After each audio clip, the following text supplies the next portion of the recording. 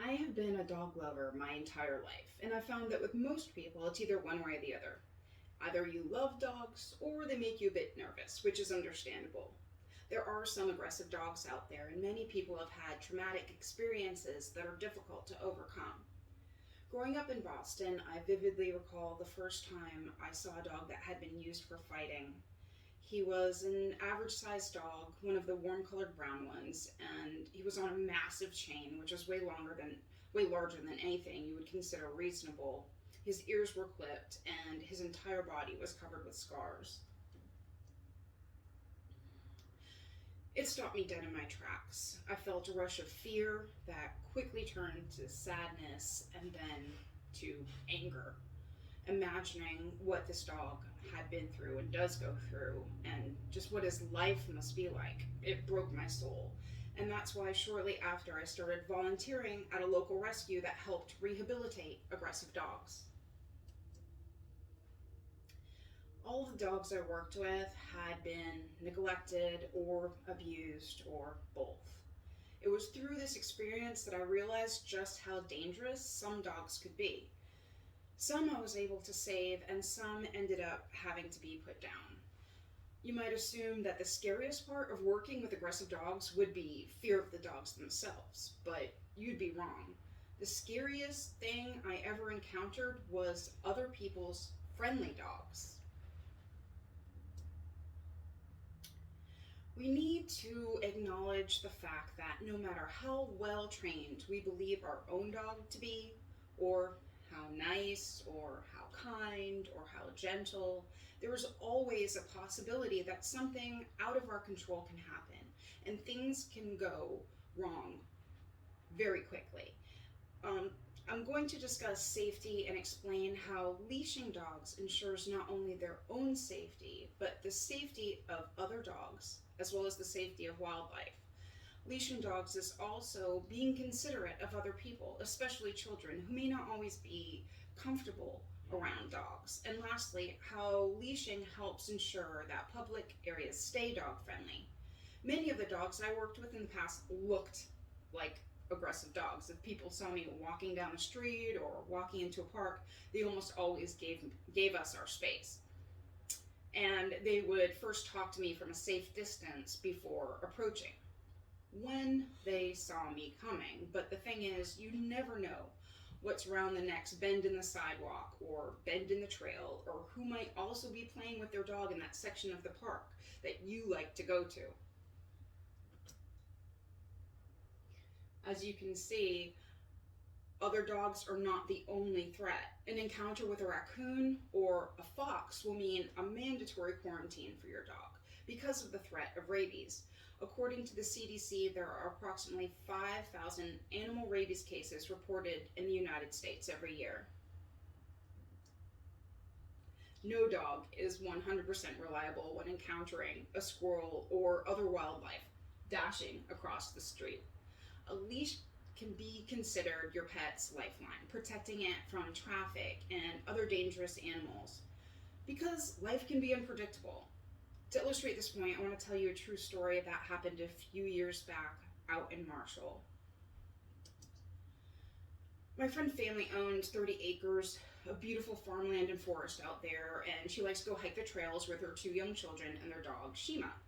On this particular day, the kids didn't feel like hiking, so my girl set out with her dog, who always, of course, wants to go for a walk. The trail runs through the woods and by the neighbor's fields on the other side and circles back around and comes back to their house. As they were walking, the dog saw a few men on a hill in a distance, and, surprised at seeing strangers in her woods, she ran out into the field 10 or 20 feet to bark at them. Now, I don't know much about these guys or their experiences with dogs, but what I do know is that they were quite far away. But before my friend had a chance to step out of the woods to retrieve her dog, one of the men drew on her, fired off one round, which hit the dog square in the chest.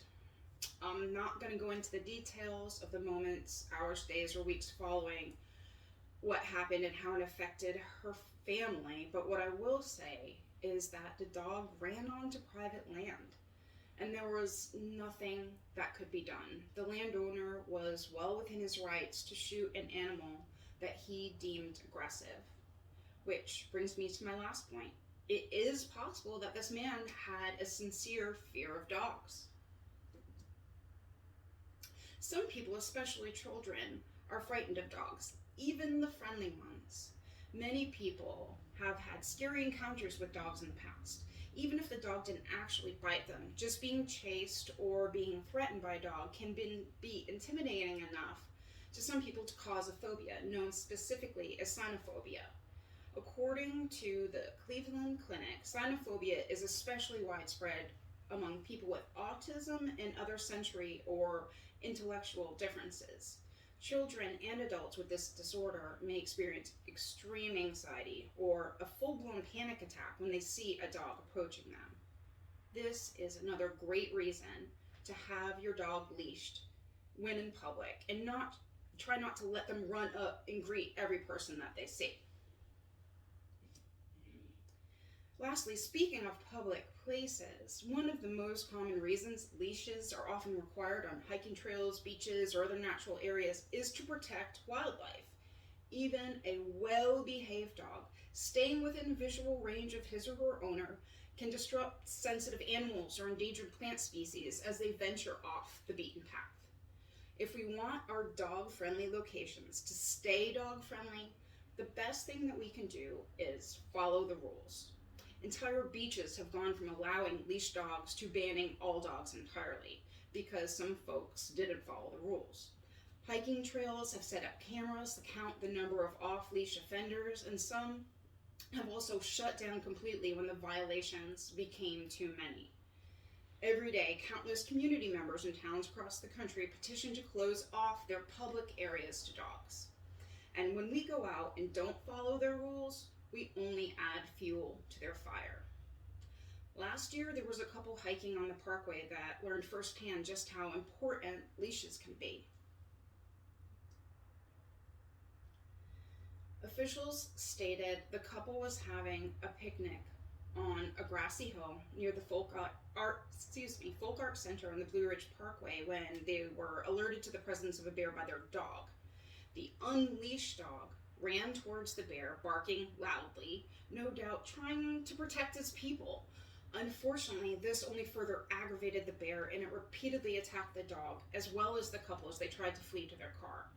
These people were incredibly lucky. They did sustain some very serious injuries, but everyone survived, the dog as well. The bear was not so lucky. Once captured by authorities, per protocol, the bear needed to be euthanized. Simply put, this bear lost his life, and the dog nearly lost his as well, the people as well, because the humans involved had decided not to put him on a leash in a public space. It is not possible for dogs to resist all of the temptations of the outside world. A dog is an animal, not a person that you can reason with. And while they may be domesticated, they still have instincts, strong instincts, to chase, to hunt, and to protect, even if that means putting themselves in grave danger. Whether it's to protect them from dogs or wildlife, or to be considerate of others who may not feel as safe around dogs, or whether it's to follow rules and ensure that dog-friendly spaces stay available to all of us. As dog owners, it is our responsibility to keep them leashed and to keep everyone safe. Yes, even your friendly